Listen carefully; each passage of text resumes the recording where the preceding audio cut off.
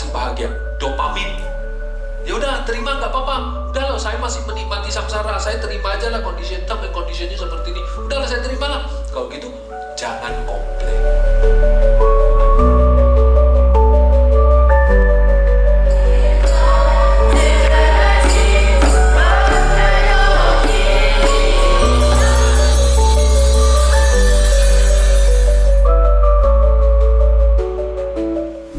Semuanya, salam kenal, nama saya Sherlen. Saya saat ini berprofesi sebagai seorang psikolog klinis, sekaligus juga peserta Indonesia Lamrim Retreat 2025. Kebetulan sebagai seorang psikolog klinis, saya memang banyak bertemu dengan anak-anak muda sebagai klien saya. Jika merespons isu anak muda yang sekarang banyak dialami, memang karena mereka sangat dekat, bahkan lahir dan tumbuh dengan media sosial.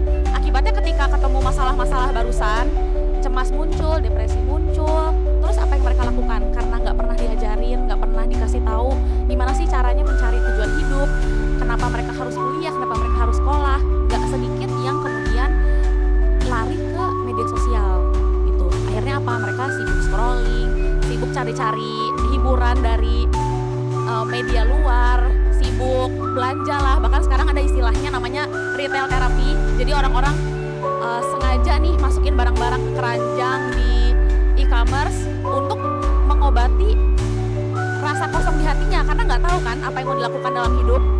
Nah, jadi apa sebenarnya yang disampaikan selama Indonesia Lamrim Retreat ini sangat relevan gitu, karena memang ini kasus yang nyata terjadi. Banyak anak-anak yang tidak tahu apa yang harus dilakukan, bahkan itu berkembang sampai sekarang. Ada satu pepatah kuno seharusnya yang bilang bahwa dari kondisi yang buruk maka lahirlah orang-orang yang kuat, dan dari orang-orang yang kuat maka lahirlah orang-orang yang lemah.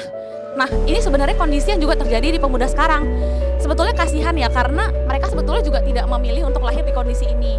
Tapi karena orang tuanya pernah merasakan susah, tidak mau anaknya susah, akhirnya seringkali orang tua merasa sudah paham apa sih yang harus dijalani oleh anaknya. Jadi ya mereka sibuk mengeset jalan untuk anaknya, sementara anaknya tidak diberikan waktu untuk eksplor diri, tidak dikasih tahu caranya mencari tujuan hidup. Nah, makanya ya tidak aneh kalau misalnya sekarang kita bisa melihat masalah kesehatan mental itu makin banyak, makin berjamur.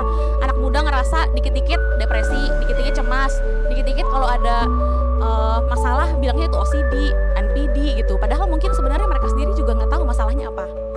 Mau keluar dari samsara? Kapan kamu mau serius keluar dari samsara?